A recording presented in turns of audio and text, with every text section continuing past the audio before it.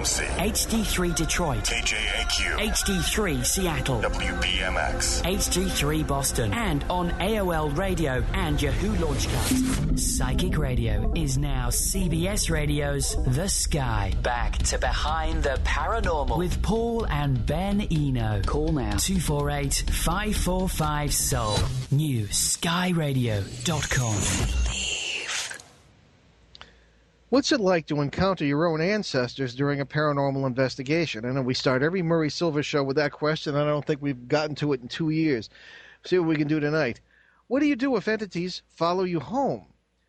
How do you keep your feet on the ground when the paranormal is your life's work? Well, hey there, and welcome to the 153rd broadcast of Behind the Paranormal with Paul and Ben Eno.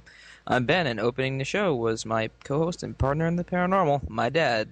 Well, our guest today, as I say, is one of my dearest friends and one of your favorites, back on the show by popular demand. Murray Silver is a fifth-generation son of Savannah, Georgia. His family has lived there since the 1840s, and it's because some of his own ancestors are among Savannah's most famous hauntings that he has become one of America's leading authorities on ghosts. He is the host of the PBS television series Haunted South and publishes the Bible of local haunted tour guides, Haunted Savannah.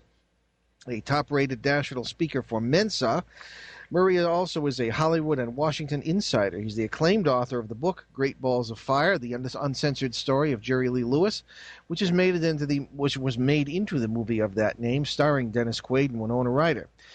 Murray is the author of a number of books, including his memoirs, When Elvis Meets the Dalai Lama, with whom Murray has been closely associated, and Behind the Moss Curtain, a collection of true paranormal stories about Savannah.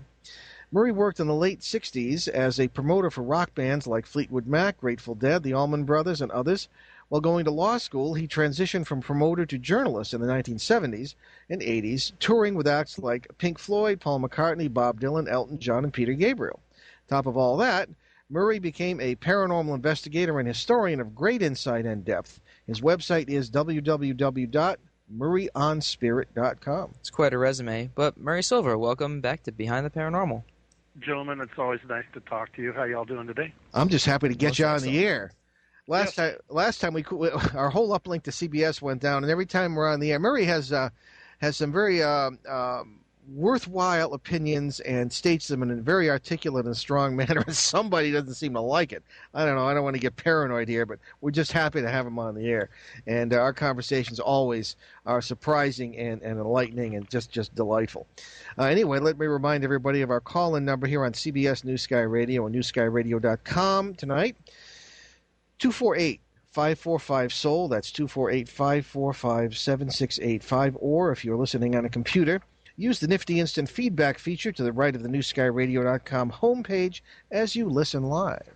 All right, so Murray, to get us started with these questions and stuff, can you give us a little bit of background on how you had paranormal contact with your own ancestors? Well, that's the reason why I continue to study today, Ben. My first experience that I recall, now I had experience as a child, but like most kids that see spirit, we were convinced by our parents that it was our imagination. And I remember thinking back on my childhood that there were things that happened to me that I couldn't explain, if only because my parents couldn't help me explain them. And when I was 4 and 5 and 6, they wrote this off as having an active imagination. And that's the thing that I think confounds and confuses a lot of children, because if your parents tell you something, you're forced more or less to believe it.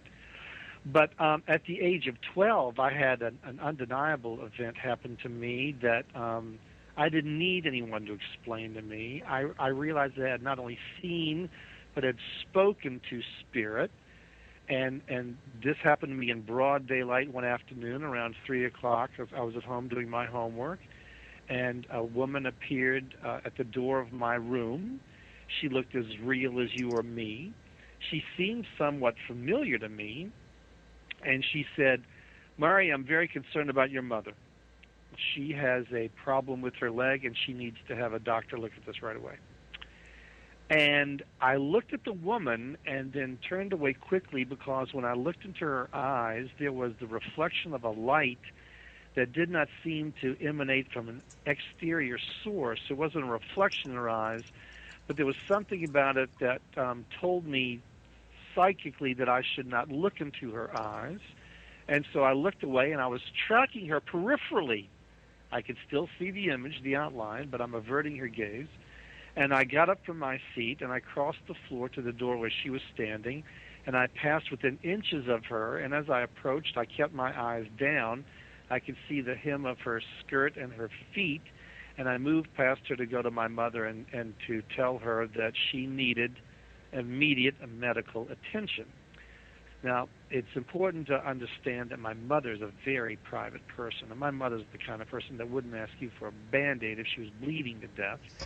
And I told her, I said, Ma, you need to go and see a doctor. There's something wrong with your leg. And my mother had recognized there had been a growth, but she did not know what this was. She had been ignoring it. And she jumped up and she went into town. She had a biopsy, and the doctor told her that had this gone on any longer, that it would have cost her leg, if not her life. And in any event, my mother came home and she said to me, she said, how did you know? I didn't think they knew about my leg. She said, how did you know about my leg? And I said, well, the lady that was visiting you told me. And she said, what lady? There was no lady visiting me. I said, well, Ma, you know who this is? You know who this is? And the woman seemed very familiar to me, Ben, if only because, as it turns out, this was the ancestor of one of my mothers. And she looked like the women in my mother's family. So she appeared familiar to me, even if I did not know her name. And the reason I did not know her name is that she predeceased my birth. And so we did not know what to do with this, because I told my mother some woman had appeared to me and told me this. And my mother said, well, there's no woman in the house. There was nowhere we could go with this. And it was several months that passed when my great-grandfather died. He was 100 years old. When he died, my mother brought home old family albums that I'd never seen before. And she was showing me the photographs of great-aunts and uncles that I had never known. And lo and behold, in this photo album is a photograph of this woman who appeared at my door. And I said, Ma, that's the woman. And my mother said, Mary, that's impossible. That's my Aunt Maisie, and she died when I was a small child. I said, Ma, that's the woman that came and told me about your leg. And the more my mother thought about it, she said, well, you know, I always had the feeling that my Aunt Maisie was kind of like a guardian angel. She said, because after Maisie died, she appeared to me once, but I was a very small child, and the way my mother described it was, when Aunt Maisie appeared, she looked like the man in the moon, meaning, Ben, that it was an orb with a face in it that looked like my mother's Aunt Maisie. And my mother went to her mother and said, Aunt Maisie came into my room last night, and she looked like the man in the moon. So consequently, with my mother's experiences and my experiences, my mother no longer told me that this was the product of imagination. But the thing that I think sets me apart from most of the people that you've interviewed on this show, Ben, is that I have a legacy when it comes to the paranormal. And by that I mean my mother's family, their name is Kahn, K-A-H-N. They were from Kentucky, very prominent Jewish family in Lexington, and they were the benefactors of America's first great psychic, Edgar Cayce. These were the people that put Cayce into business by setting up readings for their friends.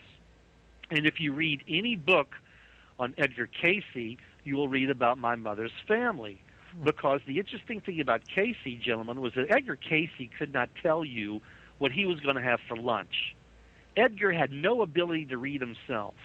And although his institute preserves 25,000 documented readings, Edgar couldn't tell you anything about himself.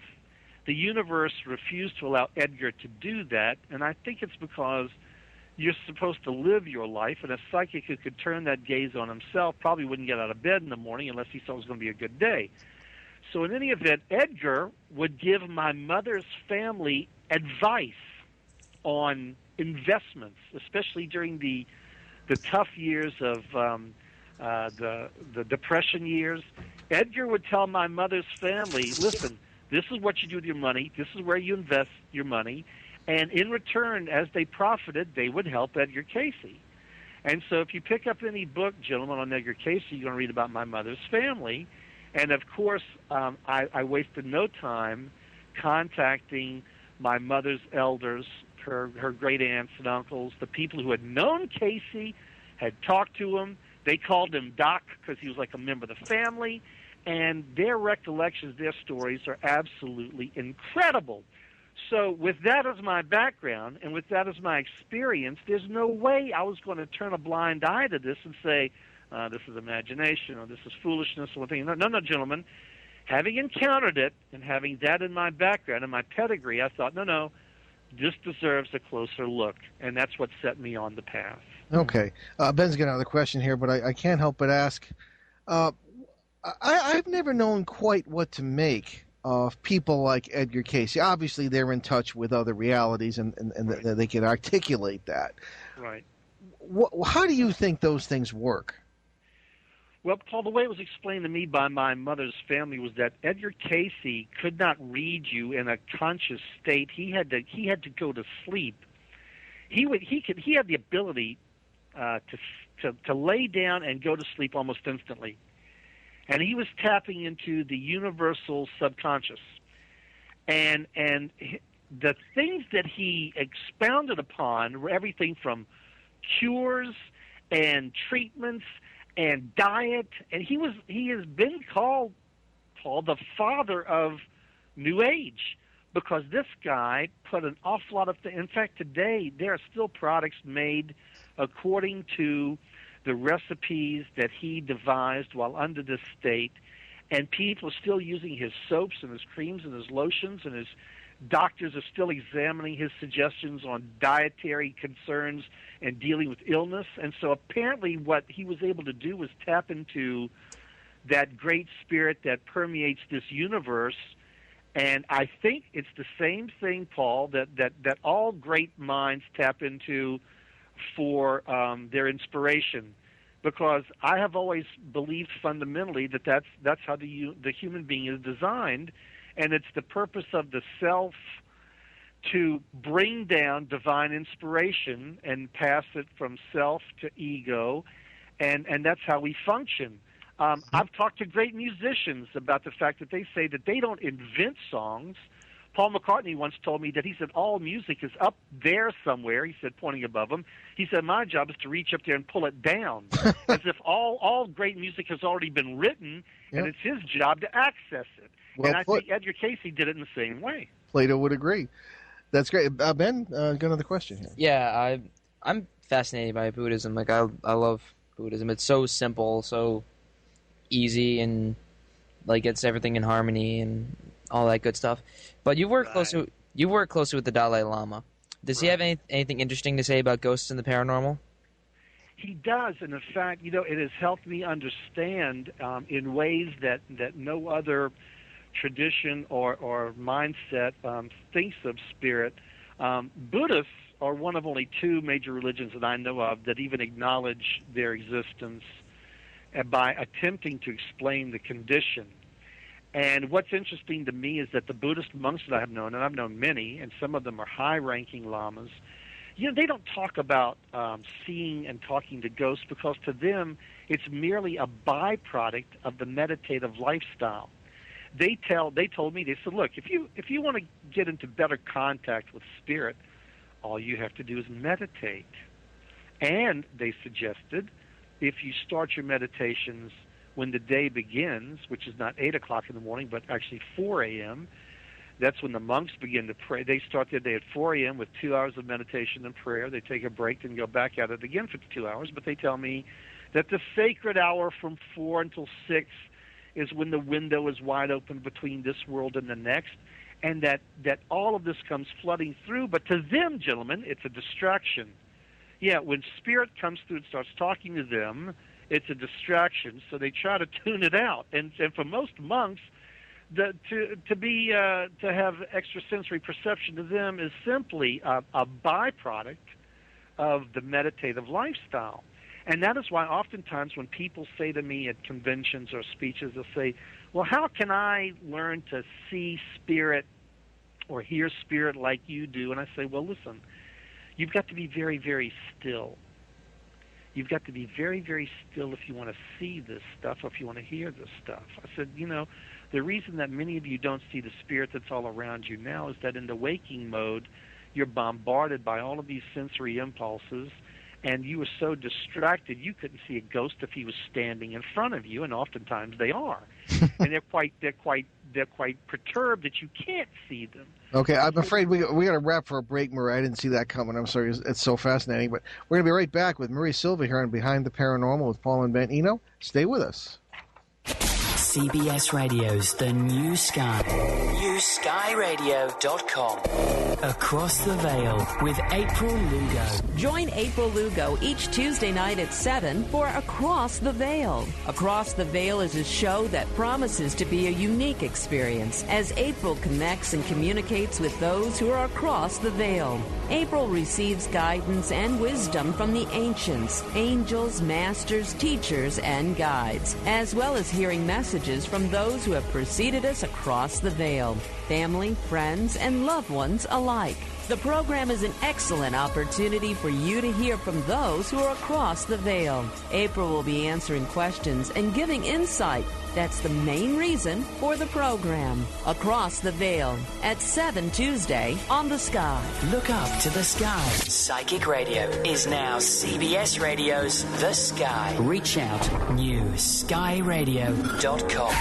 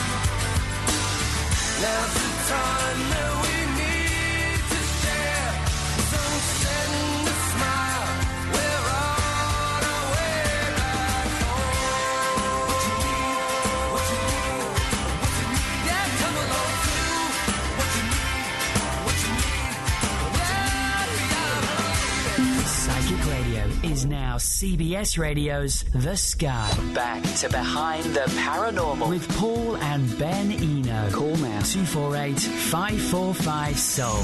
NewSkyRadio.com. Believe.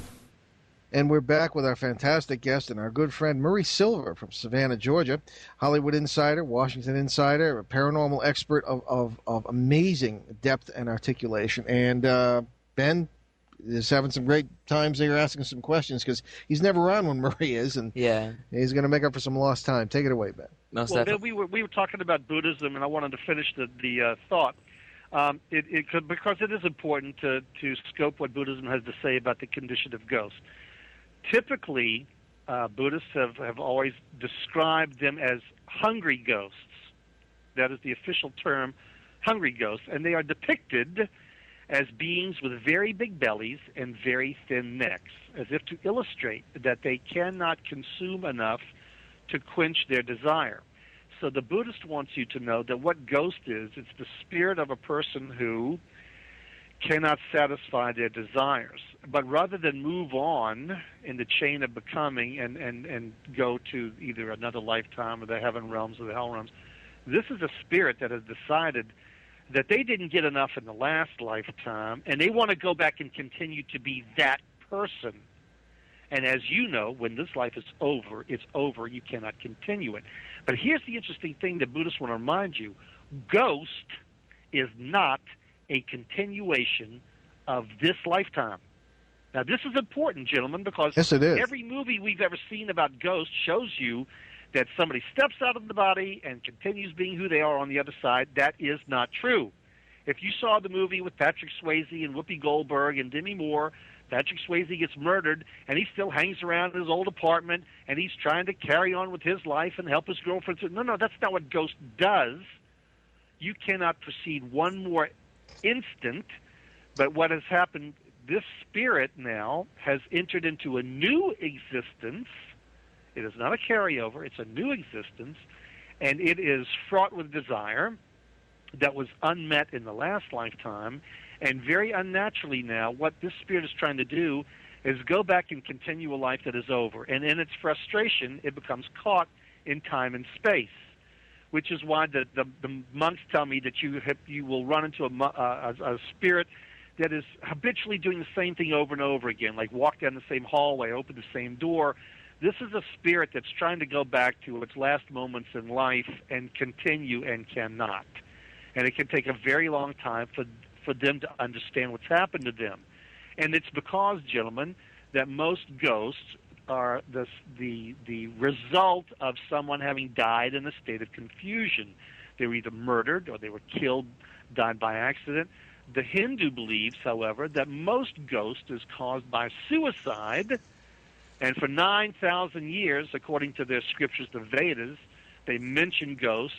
The first reference written 9,000 years ago, and the Hindus said that ghost is the spirit of a person who, in death, after committing suicide, realizes that they cannot fix the problem that caused them to take their life in the first place. And they are frustrated because they realize now that they can never solve the problem. And that, gentlemen, is the basis why every other religion tells people, no, suicide is not a good idea because it doesn't solve anything. Well, it was the Hindu was the first to come up with this idea, that by killing yourself, you solve nothing, and in fact, you only make it worse for spirit, so you shouldn't do it. Okay, now I always take on guess about certain things here, but you know, I have such tremendous respect for you because you know how to think, you have spirituality, and you know how to balance the two. I've never seen any indication, you know, of any other sort of thinking but by you, you know, and you articulate it all very well. I always have a question that I ask about spirits, okay, as opposed to spirit, singular, the way you use it. I like the way you use it. But the word spirits at times makes me nervous. Without a body, are you still you? And in a way you've said no. But I mean, could you extrapolate a little bit on your opinion of spirits and why they would try to cling to a previous life if they didn't, you know, if they didn't have the memories, if they didn't have the body, if they didn't have the instincts that we all have that make us one being, so to speak? You understand what I'm getting at?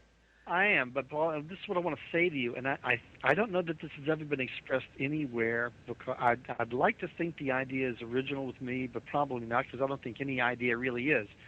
But what I wanted to suggest to you and to your listeners is this. Once spirit leaves the body, not only is it not you anymore, it's not even human. And now think of this now. When spirit leaves the body, Here's the thing, and again, and we have Hollywood to blame for this, the movies. When spirit leaves the body, the only reason that it looks like the body it walks out of is because it's like popping an ice cube out of the container. Spirit has the shape and form of whatever it leaves, which is why, and people say to me, Paul, and I know they've asked you this hundreds of times, they'll say, okay, smart guy, if this is human spirit, why did ghosts have clothes on? Why do they have clothes on? Because clothes cannot reincarnate. Clothes aren't spirit, and here's the reason why. Here's the answer to the question. What you're looking at is actually a mind body. When spirit walks out of the body, it looks just like the body it walks out of, including clothes. It has taken the form in the same way that an ice cube takes the form of its container. No matter what the shape of the container, you pop out the ice cube and it looks just like that. So that is the reason why spirit appears to be that person, but at this point, spirit isn't even human. Spirit is whatever it's poured into, because the spirit that inhabits all sentient beings comes from the same source. And whether you pour it into a dog, a cat, a person, any sentient being, spirit operates. And yes, I do believe spirit inhabits animals, just as it inhabits the hell beings and the heaven beings and so forth. But the point I'm making to you is that spirit adopts to the form of its container, and this lifetime, be it animal, human, whatever, helps spirit proceed along the path towards perfection. Now, I once asked His Holiness the Dalai Lama point blank this question about, do dogs have a spirit? And he said, absolutely. He said, he introduced me to his Lhasa Apso, who he says inhabits the spirit of a monk that he had known. He said, you can look into the dog's eyes, and I see the monk.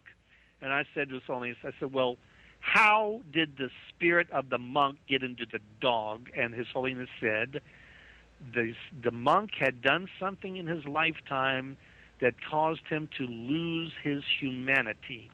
He had done something, and his penalty was spirit then came back in the form of an animal, and in that form, hoping to be of use to man, he hoped to regain his humanity. I don't think that I have to remind you, gentlemen, there's a huge news story on last week about the Chihuahua who died saving 2 kids. Oh, yeah. So consequently, you hear all the time about dogs trying to help people and save people. It's interesting, but the only thing that could compel an animal to want to do that is that same sort of compassion that people feel towards one another. Else, there's no explaining it. There's no thought that would cross a dog's mind that he is saving somebody unless spirit was moving through him. We don't see this in snakes, and we don't see this in other lower forms of insects. But the point that I'm making to you is that, yes, spirit inhabits animals. And getting back to Paul's original question, however, when spirit leaves the body, this ghost that we see is nothing more than spirit having taken on that form, but that's why it doesn't hold on to the form. And in time, it fades away. In the last stages, it's nothing but a ball of light. And the physicists that I work with have explained to me that this orb that everybody sees and talks about is simply what happens when gravity goes to work on spirit uncontained. Because Einstein, before me, proved that energy in its natural form is round, and energy uncontained is round, which means it can adapt to any shape, but it can't hold it, and it's because of gravity. So consequently, there's the proof, Paul, that when spirit leaves the body, in its natural shape, it's round. But for a while, it will look just like the body that it came out of, be it animal, which is why, Paul, you've seen it. When you were studying Barahak, you heard the spirit of horses and pulling carts and wagons. So, yeah, any sentient being has the ability to be perceived as ghost. However, gentlemen, that's not what we're encountering. Ghost is actually a very rare thing. And as Paul will tell his listeners, there's an awful lot of possibilities in the paranormal world. Not all of it is ghost. In fact, very, very few cases are. So we have to learn to distinguish between what is spirit, which is why I use the word, between what is spirit and what is ghost. Mm-hmm. Ghost, gentlemen, to me is very, very rare. You can write a whole book out of this episode.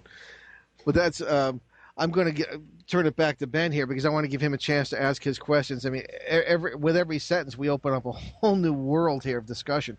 But Ben, I wanted you to have a chance to talk to Marie tonight, and so you go right ahead with your questions. Marie, if we have a chance, we'll come back to all this. It's absolutely amazing. Oh, yeah. Brother.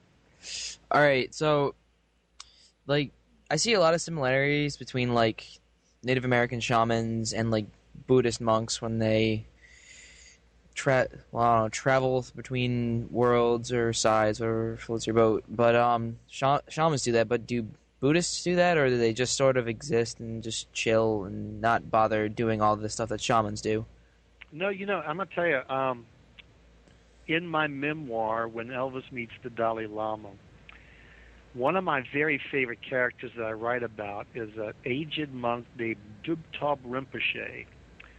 Rinpoche is a title, and a Rinpoche is a monk who at birth is recognized as the reincarnation of a High Lama. You don't become one by going to school. You were born to be that person, and usually these people are identified very, very early in age, as soon as they're able to talk. And typically, at the age of 3 or 4, they're put in the monastery so that they can resume the life that they had lived before. So if I could write a book about anybody in this world, I'd love to write a book about this man. Follow this resume.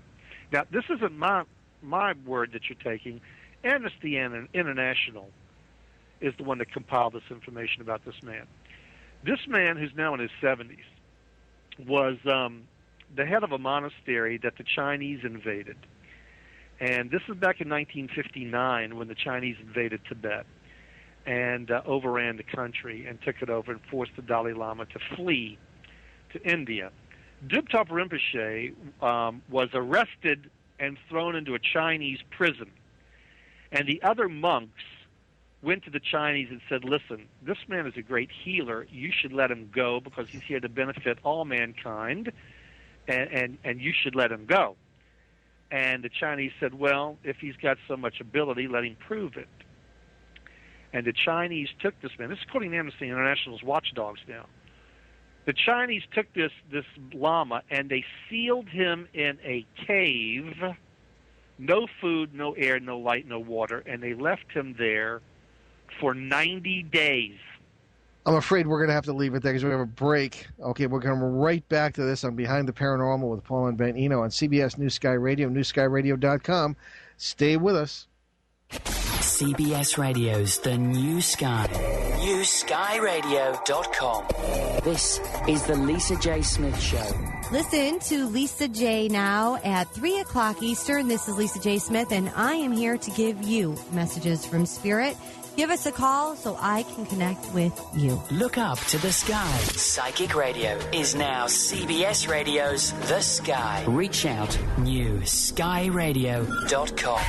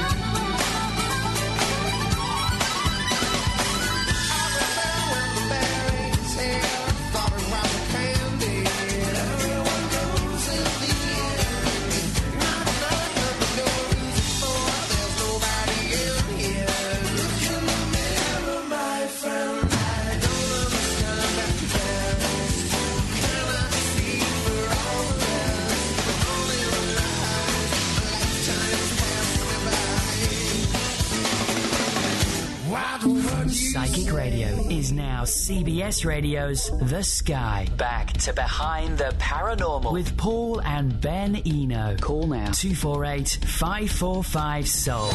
New skyradio.com. We're back with our good friend, our guest, Marie Silver from Savannah, Georgia, expert in all areas of the paranormal and articulate in expressing his opinions. And Ben had just asked a very interesting question about shamans and Buddhism. And you were talking about this poor fellow who'd been locked away, Marie. Take it away. Duptop Rinpoche, locked away 90 days in a cell, no food, air, light, or water. Medical science will tell you that a human being might make it 40 days under these conditions, but not 41. And here this poor man been sealed away in a tomb, left to die for 90 days, and when they rolled away the stone, he came walking out looking like he did on the day they put him in there. The Chinese were convinced that this was some sort of a ruse. So, according to Amnesty International, gentlemen, the Chinese took him into a square in broad daylight, and they hung him by the neck. And when they cut him down, he revived himself. And they hung him again, and he didn't die.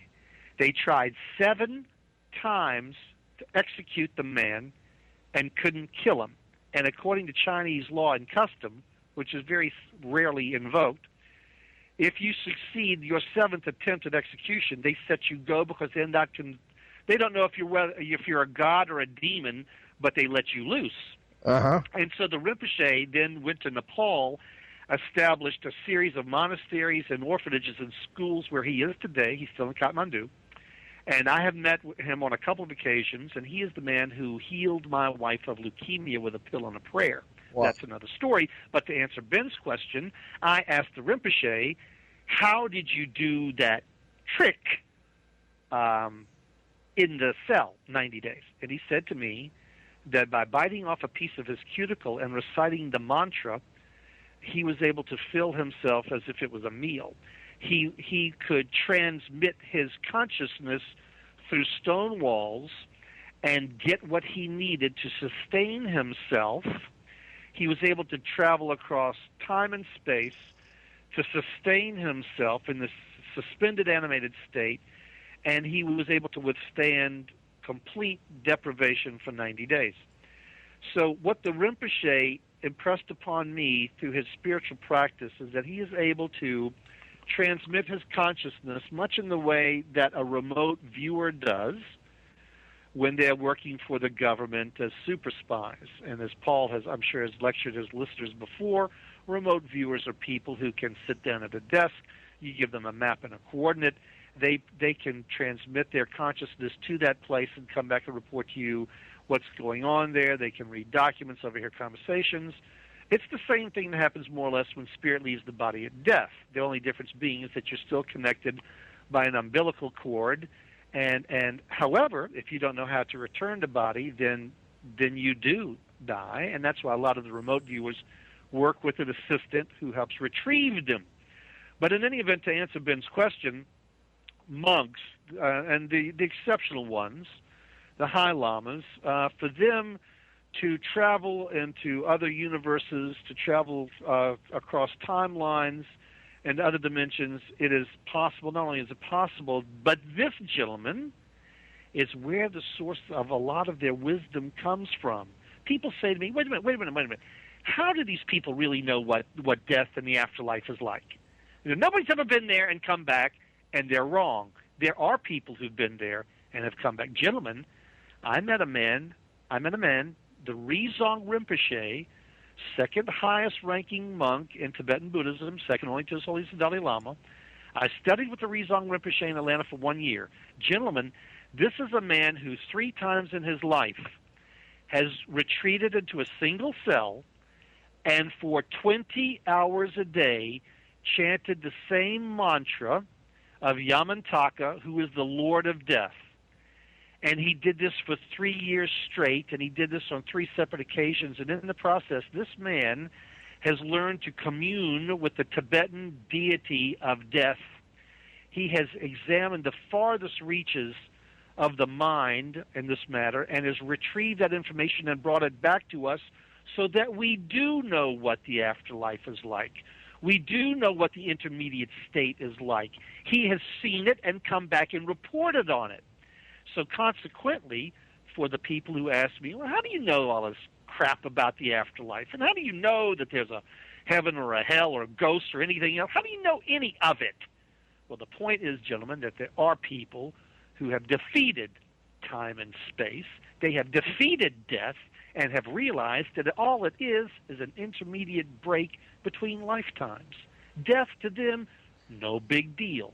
And once we enter into that state, we will be reminded, because all of us have been there before, and we'll see it again, hopefully not too soon. But the point is, death is nothing more than a brief respite between lifetimes. You know, I might put it in slightly different terms, but really couldn't put it in much better than you have. Ben, take it away. Another question. All right, so on a completely different topic, what problems do you see with feral ghost hunters roaming in packs, quote unquote, as my dad says? Since I've been talking to people lately, I'm like, oh, I got this on EVP, and I got this, and it's a dead person, and I've been possessed, and actually, someone told me that today. That some girl told them that. Yeah. Well, you get around. Well, it was our neighbor who texted me that. But what? Okay. Yeah, I'll tell you later. All right. But the point being is, what is the problem with this? Except we probably won't be able to answer it because we're going to have to wrap soon. Ben, to be succinct, the problem is this: ghost hunting makes a lousy hobby.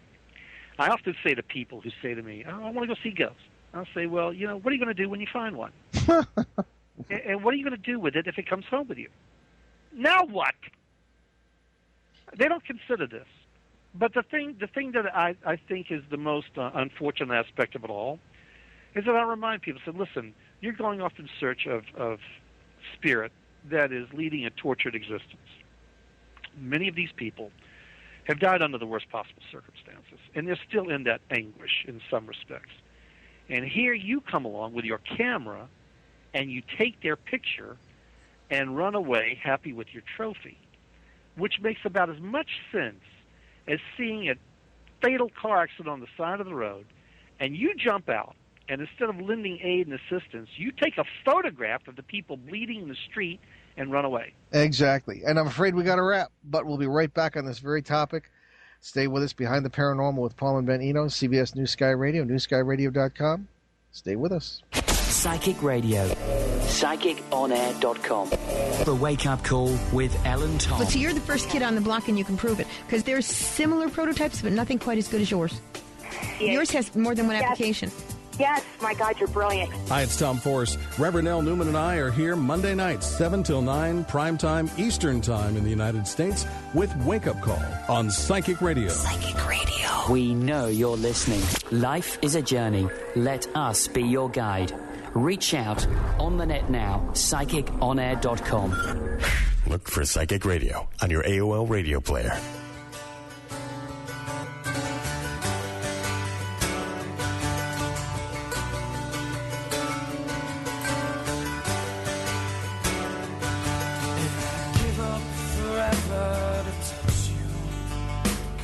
Know that you feel me somehow. You're the closest to heaven that I'll ever be, and I don't wanna go home right now. And all I could taste is this moment, and all I can breathe is your light. And sooner or later it's over. I just don't want. And I don't want the world to see me, 'cause I don't think that they'd understand. When everything's made to be broken, I just want you to know who I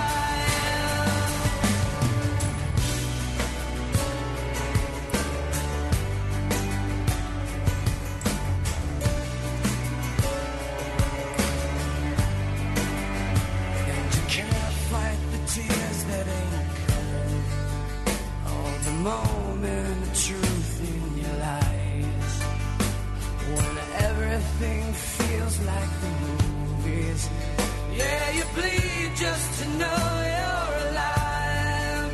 And I don't want the world to see me, 'cause I don't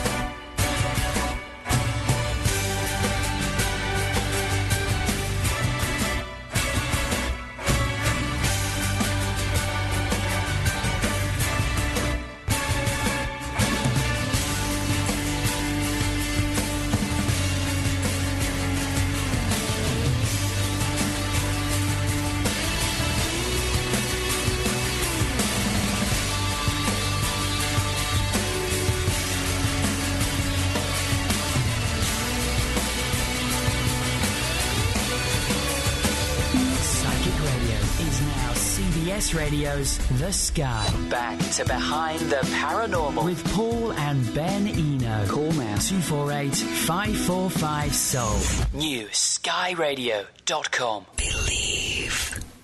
Okay, we are back with our guest Marie Silver. And Ben, I just asked a question about what I refer to as feral ghost hunters roaming in packs, and considering the cosmic journey, as it were, that we took at the beginning of the show, we are often disappointed by the results of people who are, as I refer to them, feral ghost hunters roaming in packs who don't seem to get it, or especially not the depth of it all. So, Marie, I'm sorry to have interrupted, and you please continue. Well, Paul, I want to make one other important point, and I'm sure that you share this with me as well, is that here's the thing. You go out with your camera and your tape recorder and so forth and so on. Chances are you have a better chance of running into something that isn't ghost. And consequently, you may get a hold of something that you don't want to get a hold of. And believe me, there are things out there that are far scarier than ghosts. Oh, yeah. And if you don't know what it is, and it does, then you are at its mercy. And consequently, I think it's a bad idea to go off in search of this stuff unless you know what to do with it once you find it, because the cure is a lot harder to take.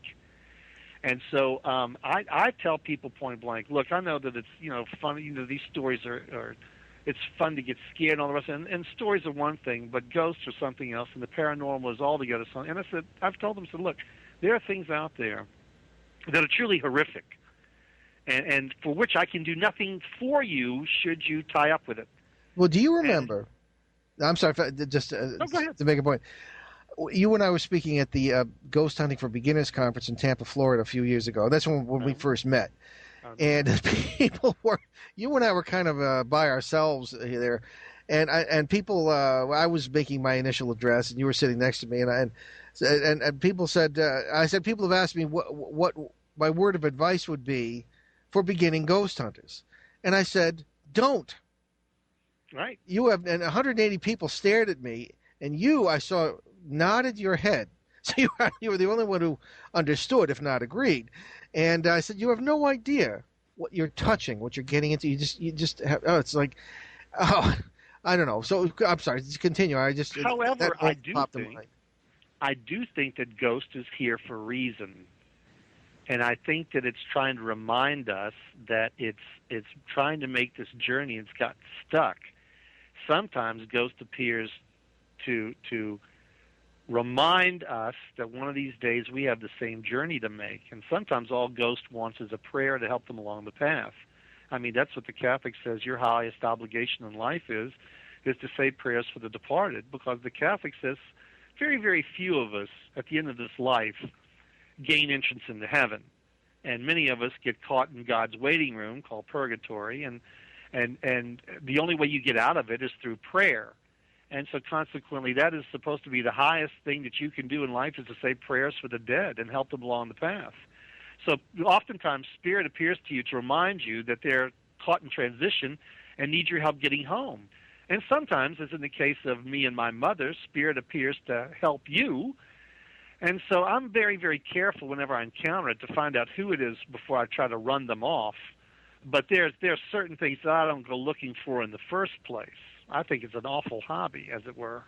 Yeah. Ben, you got another question? Well, of course I do. Okay. Let's see. So, like my dad and myself, you have strong opinions about society, and does the popularity of the paranormal mean that people are becoming more spiritual, or, as you might say, more aware of spirit? Well, I think, here's the interesting thing. Before we started this conversation today, I was mulling over the phenomena of the Twilight Saga, and that there are millions of people who are looking at vampires as if they are romantic figures. And I suppose that when you get beautiful actors to play their part, when you get Robert Pattinson to play the part of a vampire, I can imagine that a lot of girls would think this is a very romantic notion. What concerns me is that much of what is portrayed about spirit, be it ghost, vampire, whatever, is a romantic notion. And my my concern is for many people is that what little they know is wrong. Sounds like our motto. Those people who are interested in the subject matter genuinely are starting from the worst possible vantage point, because just about everything they think is true isn't. And so I find myself having to strip it down and start at the very basis. For example, gentlemen, I was at the Mensa convention last weekend. I was scheduled to speak for 1 hour. It turned into 4 hours. What the Mensas wanted me to do was take them through the death process, explains what happened at every stage, and what happens when spirit leaves the body. Where does it go? What does it do? And they wouldn't let me off the stage. Now, these are all geniuses, gentlemen. These are all geniuses. Some of them had medical backgrounds. Some of them were scientists. Some of them were physicists. They all had their opinions. But the point I'm making to you is that what I'm finding I'm having to do is start at the very beginning so that we can develop a vocabulary that we can agree on so that we can transmit these ideas. But I'm finding that one of my toughest jobs is that what little people know about ghosts is total fantasy. Absolutely. I'm afraid we're going to have to stop there, Murray. I hate to do it, but we're flat out of time. And we are going to have you back real soon to continue this conversation. It's been terrific. And thank you, my friend, our friend and our brother, for being with us today. It's always great to talk to you fellas. Okay, we'll be talking to you off the air a lot. Take care. Take care. Okay. So many thanks to our producer, Will Kosnick, and we'll see you right here next Sunday, July 18th at 7 p.m. Eastern, 4 Pacific on CBS New Sky Radio, newskyradio.com, when Ben and I will revisit paranormal adventures in Europe with Shane Eno, not a relative, founder of the Paranormal Institute of Denmark. And don't forget, you can get all of our podcasts and replays of our show and on Sundays at 7 p.m. Eastern, 4 Pacific, right here on CBS Psychic Radio. And in the meantime, check out our Saturday show at 11 a.m. Eastern, 4 Pacific, on WOON 1240 AM in southeastern New England and onworldwide.com. Also, you can hear rebroadcasts of our Behind the Paranormal on Saturday. I already just said this. All right, so okay, I think you got the show time wrong because we don't have a show on Saturday anymore. Oh, no, that's terrible. No, it's Mondays at 7 p.m. Eastern. It's Mondays at 7 p.m. So 6 p.m. Eastern. Yes. So we've got everybody sufficiently confused. Yep. Mondays, well, in parallel worlds maybe. Mondays it's at 6 p.m. Eastern, so if you're stuck in traffic in Boston, Providence, or Worcester, you can hear it. And we'll leave you with a thoughtful quote from the 17th century French author François de la Rochefoucauld. Quote, "It is with true love as it is with ghosts. Everyone talks about it, but few have seen it." See you next week.